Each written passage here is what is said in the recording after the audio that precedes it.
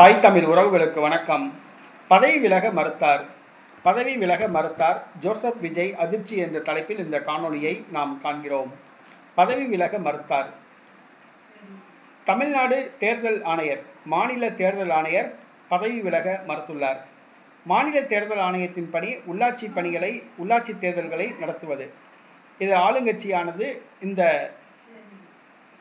பதவிக்கு தனக்கு வேண்டியவரை நியமிப்பது வழக்கம். கடந்த திமுக ஆட்சியில் ஜோதி நிர்மலாசாமி என்பவர் மாநில தேர்தல் ஆணையராக நியமிக்கப்பட்டார்.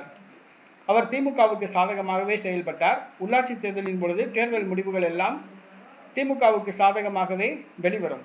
இதுதான் மாநில தேர்தல் ஆணையராக நியமிக்கப்படுபவர்களுடைய பணி. அதாவது உள்ளாட்சி தேர்தல் மட்டும்தான் இவங்க நடத்துவாங்க.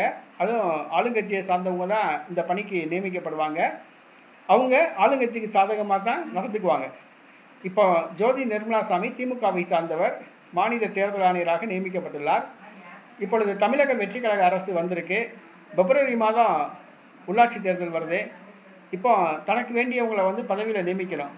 ஏற்கனவே திமுகவால் நியமிக்கப்பட்ட ஜோதி நிர்மலாசாமியை ராஜினாமா பண்ணுங்க அப்படின்னு சொல்லியிருக்காங்க. அவங்க ராஜினாமா செய்ய மறுத்து விட்டார். தற்பொழுது ஜோசப் விஜய்க்கு ஒரு அதிர்ச்சி ஏற்பட்டுள்ளது. என்ன செய்கிறதுன்னு புரியல. மாநில தேர்தல் ஆணையர் ஜோதி நிர்மலாசாமி தனது பதவியை ராஜினாமா செய்ய மறுத்துவிட்டார். அதிரடியாக பதவி நீக்கம் பண்ண போகிறாங்களா அப்படிங்கிறது தெரியல. அப்படியே பதவி நீக்கம் செஞ்சாங்கன்னா ஜோதி நிர்மலாசாமி அவங்க நீதிமன்றத்தை நாடுவாங்க. ஆனால் ஆட்சி முடிஞ்ச உடனே ஆளுங்கட்சியை சார்ந்தவங்களால் நியமிக்கப்பட்ட அந்த மாநில தேர்தல் ஆணையர் பதவியை ராஜினாமா செய்வது தான் முறை.